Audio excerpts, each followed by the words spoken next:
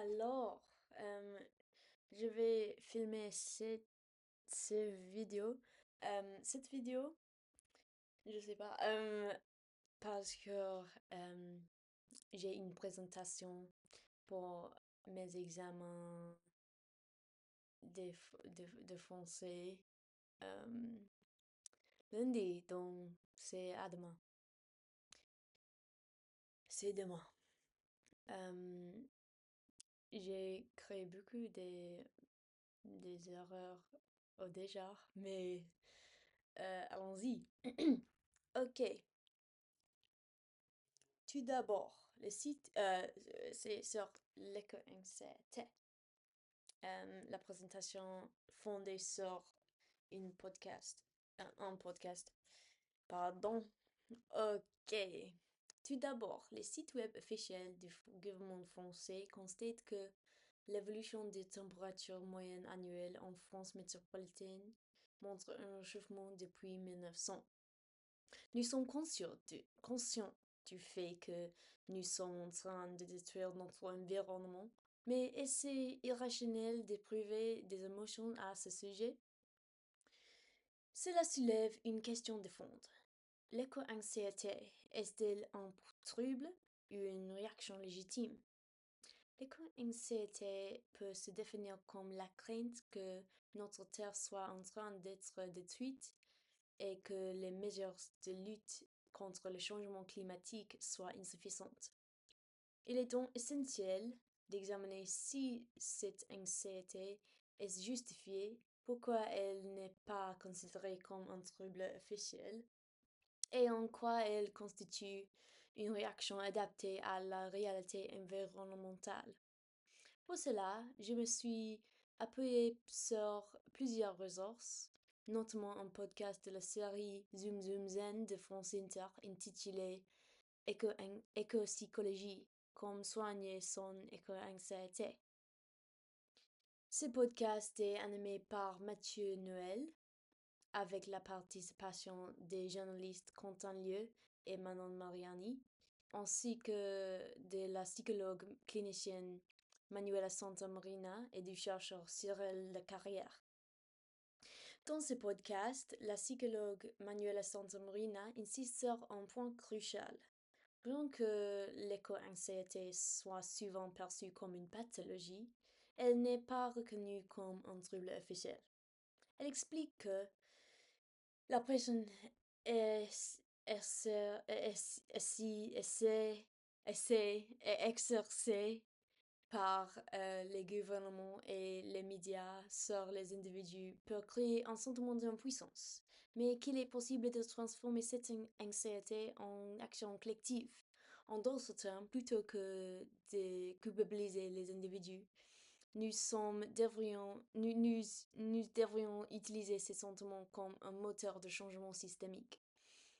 L'histoire de la France, marquée par de nombreuses révoltes et mouvements citoyens, suggère que les Français ont la capacité de se mobiliser face aux injustices. Face à la montée de l'éco-anxiété, la psychologue souligne la nécessité de former des thérapeutes spécialisés en écologie afin d'accompagner les personnes concernées. Pourquoi l'éco-anxiété n'est-elle pas officiellement reconnue? L'inquiétude face au changement climatique n'est pas nouvelle.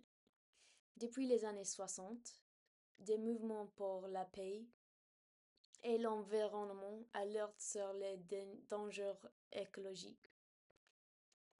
Pourtant, le système économique global compte toujours sur la dégradation de l'environnement. Il existe donc une dichotomie entre le capitalisme et la durabilité écologique. Le capitalisme fondé sur la logique de maximisation du profit est structurellement incompatible avec la préservation de la nature. Même si des initiatives comme les normes ESG et les labels B Corp tentent de conseiller entreprises et la durabilité écologique, le système global reste orienté vers la croissance à tout prix.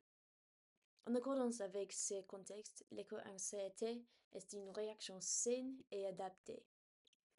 Pourquoi l'éco-anxiété est-elle une réaction légitime? Les êtres humains sont fondamentalement liés à la nature. Notre relation à l'environnement est ancrée dans notre héritage biologique et neuronal. Par exemple, nous savons que notre cerveau est influencé par le climat, comme l'illustre la dépression saisonnière.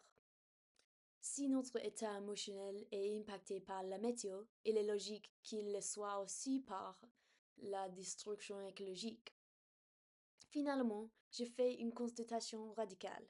Si une personne ne réagit pas du tout émotionnellement à la destruction de l'environnement, cela pourrait être davantage un trouble que l'éco-anxiété elle-même.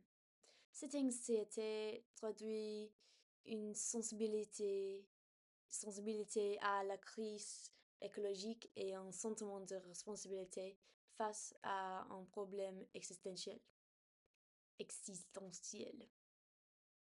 En somme, l'éco-anxiété n'est pas une pathologie à soigner, mais une prise de conscience qui peut être mobilisatrice plutôt que de l'ignorer ou de la pathologiser. Nous devrions l'utiliser comme un levier d'action pour transformer notre société. La formation de thérapeutes spécialisés pourrait aider à canaliser cette anxiété vers des solutions positives. Finalement, l'éco-anxiété est une émotion naturelle, logique et justifiée face à l'état de notre planète. Merci pour votre attention. Merci. Et questions au-dessus, s'il vous plaît. Merci.